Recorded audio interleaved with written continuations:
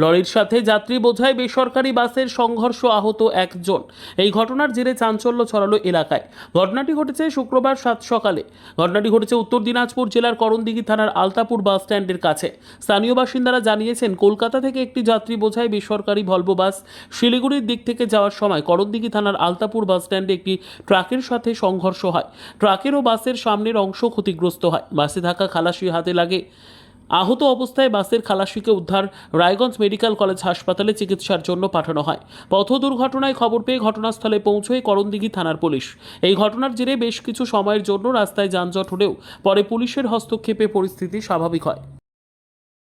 আমরা চাকদা থেকে শিলিগুড়ি যাচ্ছিলাম, তো আমরা ঘুমিয়েছিলাম, তো 40 থেকে বিকট আওয়াজ হলো। আওয়াজ এটা পরে শোনা গেল ওই যে আপনার পিছনে ট্রাক দেখতে পাচ্ছেন, ওই ট্রাককে আমরা এই বাসকে মেরেছি। এটাই দাদা, আর কিছু না। আচ্ছা, কোথা থেকে আসছিল বাসটা?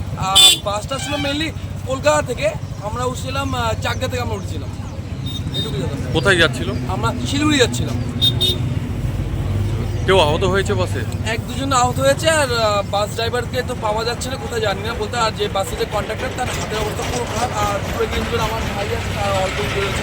আমাদের কিছু হয়নি, ওই সাইডটা মানে লেফট সাইডটা পুরো ড্যামেজ হয়েছে। কি নাম আপনার? আমরা ব্যুরো রিপোর্ট, উত্তর বাংলা সংবাদ।